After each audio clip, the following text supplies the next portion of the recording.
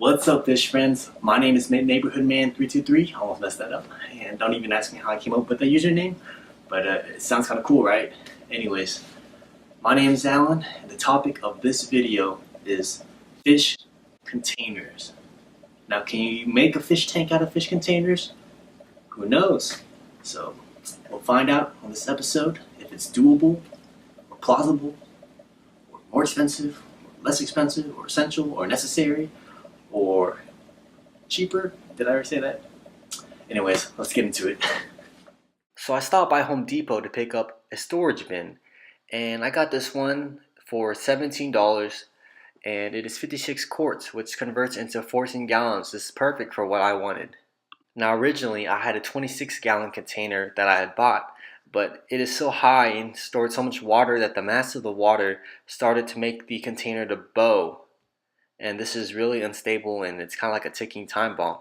So to counteract this, I got a lower container and I cut in holes on the lid to act as a brace in a frame to prevent bowing. Now this is a 26-gallon container that I originally had. You can see how it's bowing up there on the top edge. But if you want to prevent this, do what I did. Get the lid, cut a huge patch out except for the middle, and leave it as a brace so it has more stability. And I think that would work. I have no idea how long this container has been sitting in the Home Depot store, but it is pretty dusty. So I just got some water and a paper towel, and I just wiped it down to get off all the dust. You don't want to use any harsh soaps or chemicals because that could kill the fish when you introduce them later on. Okay, let's talk about substrate. So I chose pool filter sand.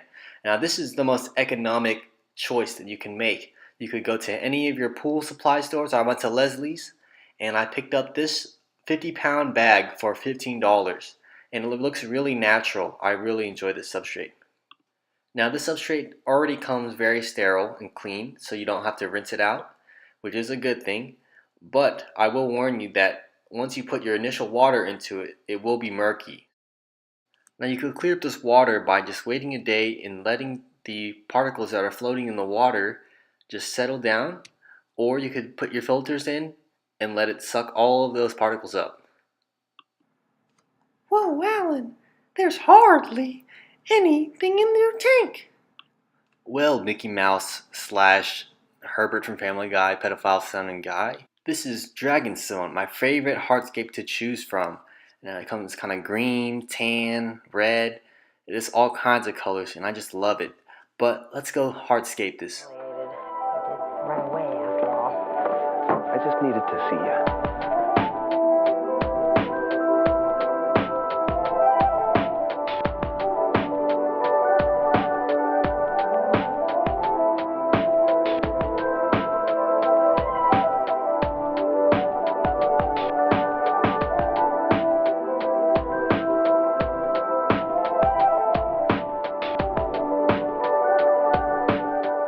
Alright, so this is a 1-month update. I added some pothos plants right there. Anubias nana plant. Anubias nana plant can be immersed, which means that it could be in the air and in the water. Half air, half water, I guess. I didn't really explain that too well. And this is a Java fern type. It's called a Windelov Java fern. Kind of fancy, kind of Russian sounding. And as mentioned earlier, this is my Aqua Clear 30, as well as a sponge filter and a PVC modification so the bubbles don't splash up everywhere and cause watermarks. Now you're probably wondering, what the heck is this over here? This is how I cycle the tank, and I'll probably make a video on how to cycle the tank at a later date, but this is just crushed eggshell just for the snails, just because I care about them, and a bunch of rotting food for them to eat. And to the filter sand, I added some pebbles to make it look more natural. Kind of looks more natural. I also added a lot more dragonstone to make it more of a mountain. So I'll compare a video of how it is now and how it was when I first initially set it up.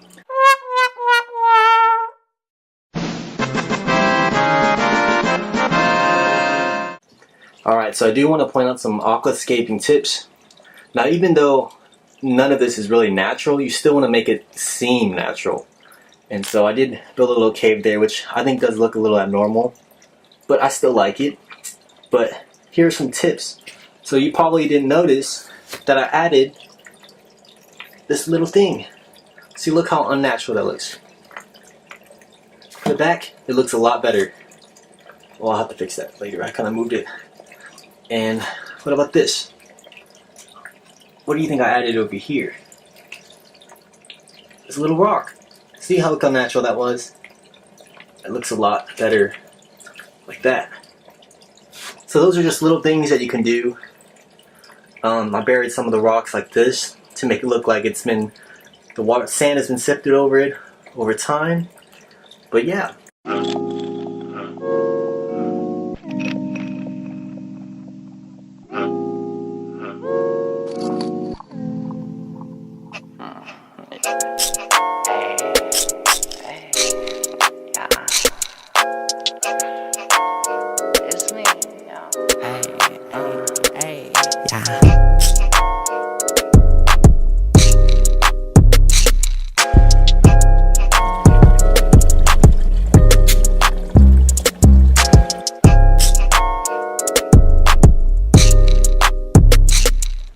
Alright everyone, thank you for watching my container. I hope you consider doing it, or maybe not.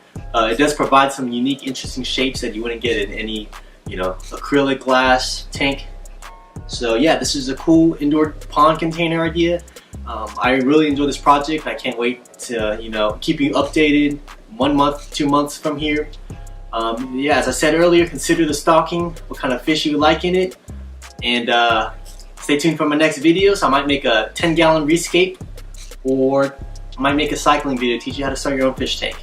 So thank you for watching. Please subscribe, comment if you have any critiques, or if you have any suggestions, and yeah, lead us out, Michelle. Say bye. Bye, fish friends!